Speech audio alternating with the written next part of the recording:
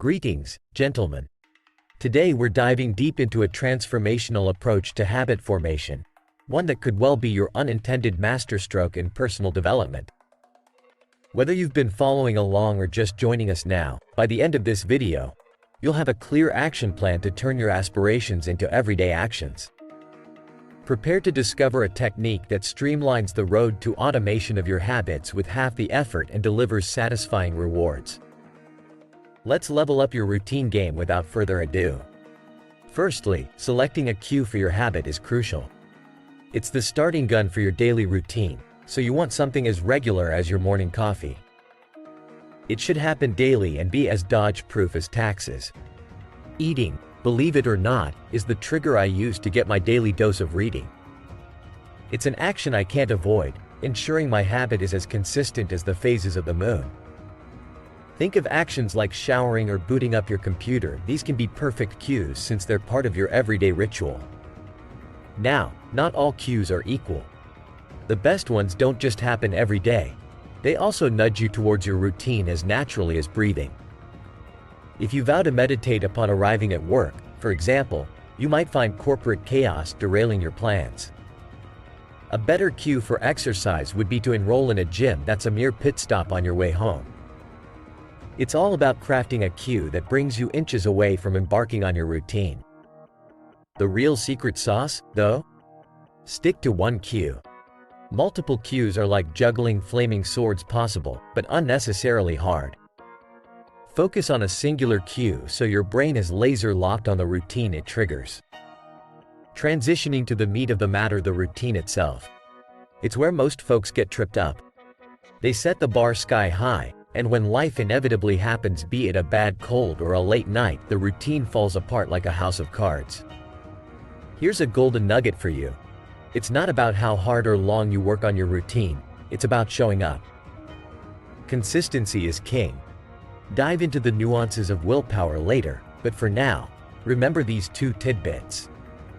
New habits are willpower vampires, and your brain is a willpower Scrooge. If the tank is running on fumes, your mind will steer you away from an intense hour-long workout towards something, well, less productive. To dodge this downfall, we introduce the low-high bar strategy. Your low bar is the minimal effort that nudges your habit closer to becoming second nature. It's like the beginner's mode in video games. It's there to get you playing. For a budding meditator, the low bar could be just 1 minute of focused breathing, that's it. Then there's the high bar, the ideal performance on a good day, such as meditating for a full 20 minutes. The low-high bar concept is your ticket to ensure both consistency and progress, without the mental blockades that would otherwise send you spiraling. Let's talk about sweet rewards. The prize at the end of your habit loop needs to arrive as swift as Amazon Prime and be as enjoyable as a slice of cheesecake after a diet. If you reward your workout with a distant promise of a summer bod, your habit-forming brain won't connect the dots. Instead, it prefers something immediate and delightful, like a savory meal post-workout. There's a reason we're wired to enjoy things like food, socializing, and that dopamine rush after winning at cards. Our survival once depended on it, and it's this primitive reward system that will cement your habits faster than cement dries. To encapsulate, gentlemen, remember to assign a daily, unavoidable cue to your habit. Keep your routine expectations within the boundaries of the low-high bar. And choose a reward that's not just swift, but also enticing. Think less about abstract rewards and more about tangible pleasures. Now, I urge you to ponder your own cues, the low-high bar of your routine, and what pleasure you'll treat yourself with. Jot these down, because they'll anchor your habit until it's as innate as your love for a good steak. Share your thoughts, and your success may just inspire another to start their journey.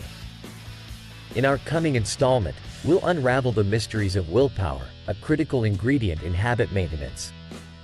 Until then, raise your game, and subscribe if you're committed to forging habits that stick. Your future self will thank you. And for those who have found value in today's insights, the tipping jar is always open. Any contribution proportional to the benefit you've received is greatly appreciated.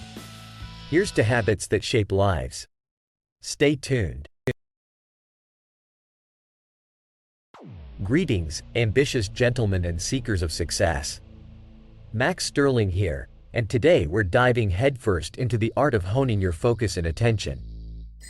Trust me, the wisdom you're about to uncover isn't something you'll want to skip, because mastering your mind's lens is akin to unlocking a superpower in this hectic digital age. So lean in, listen up, and you're about to elevate that already sharp mind of yours to razor-edge precision. Interesting fact for you right off the bat. Did you know your ability to concentrate is intrinsically tied to the sharpness of your gaze? Just think about that for a second. Your eyes, those twin beacons taking in the world, can either offer a smudged and unfocused image of reality, or they can zero in on the specifics with laser-like clarity. And here's the kicker: the focus of your mind elevates alongside the focus of your eyes. That's neuroplasticity in action, friends, triggered by the intensity of your alertness, the rush of love, joy, or even a spur of anxiety. But it's not just natural stimuli triggering this alertness. There's a pharmacological aspect too. Take caffeine, for example. A cup of coffee might just be your morning ritual, but it's also reducing the sleep-inducing adenosine in your system, giving you that kick of epinephrine. And while we're on the subject, let's talk about Adderall. Many have turned to it for its brain-waking effects, but it's a double-edged sword with potential for misuse and side effects that might outweigh its utility. Remember, Adderall sharpens alertness but doesn't inherently amplify focus, a distinction worth noting. Now, as a grounded and practically wise individual, you've got behavioral tools at your disposal too. Cultivating a steel trap of concentration doesn't require a pharmacy, it just needs you to practice and harness your visual prowess. Ever wondered why when you truly fixate visually, you see with such high resolution? That's because the dense forest of receptors in the fovea, the central pit of your eye, is at work, giving you that eagle-eye magnification on whatever you choose to lock on. But it's not just about seeing the details. It's about creating what I like to call mental tunnels of focuses through our eyes. When our eyes converge on a point, and I mean really converge, with intent, we dial up our brain's chemistry, signaling the release of cognitive enhancers like acetylcholine and epinephrine. Think about it. This isn't some abstract, new age concept, but hardwired biology in action. Ever observed a seabird snagging tidbits with insane precision? That's focus, gentlemen. As their eyes converge, they engage in something similar to what happens in our own brains, becoming acutely aware and immensely accurate, all due to the inner workings of their sight. The big takeaway here? If an animal with eyes on the sides of its head can do it, so can you. Now, let's shift gears and have some real talk about our daily environment. The digital age, my friends, has become a sensory onslaught, one that taps into your attention with the tenacity of a pit bull. The little dopamine hits from our screens, while pleasurable, are also fragmenting your ability to concentrate on the boring, yet vital tasks like reading or listening. Remember, it's these quieter, seemingly less exciting tasks that forge the strongest connections in our brains. Consider this for a moment: legendary figures, the highest performers across fields, they're not in a constant state of hyperfocus. Rather, they capitalize on what science calls ultradian cycles, roughly 90-minute intervals where the mind can stay immersed in deep work, punctuated by leisurely walks or idle moments of disengagement. This ebb and flow, this dance of intense focus and relaxed unfocus, is key to cementing new skills, concepts, and ideas. But let's peel back another layer. When's your prime time for mental alertness? Knowing your own circadian rhythms, the times you naturally peak in alertness, can hand you an edge sharp enough to cut through any challenge. Capitalize on that time. Don't surrender it to hollow distractions that don't align with your larger ambitions. If you're grappling with staying on task, remember that true focus isn't about being shackled to your work indefinitely, it's about strategic immersion. Set timers, stage your environment, heck, lock your phone away if needed to bathe fully in the task at hand. Anchoring your attention time and again is an exercise in mental fortitude, much like holding a muscle stretch until it becomes second nature. And what about those times you drift during a task? Reel your focus back with your eyes. Train your visual attention onto the nucleus of your work, and with practice, blinking less and maintaining that pinpoint visual concentration can exponentially amplify your focus. Now, we've all been there, the irresistible pull of a smartphone, a tool designed to magnetize your focus. It's a small window, fast-paced, filled with moving images that captivate your brain's attention centers.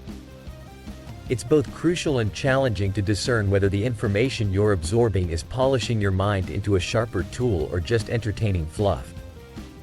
Are these digital experiences enriching you, or merely fleeting distractions from true growth? A critical question for the discerning man. My fellow pursuers of excellence, as we wrap up this deep dive into the mechanisms of focus, remember this: learning to wield your attention with precision is your gateway to profound personal development. Your mind has the capacity for tremendous plasticity. Guiding it wisely is both an art and a skill. Thank you for joining in on this journey of cognitive mastery. If you found value in our exploration today and are ready to tip the scales towards your own mental prowess, tap into the wealth of resources available out there. Remember, the power lies not just in knowledge, but in meaningful application. And hey, if our session today hit the mark, and you feel that tickle of appreciation, consider leaving a tip in appreciation of the value you've received. So, what will you implement from today's insights? What will be your focus strategy?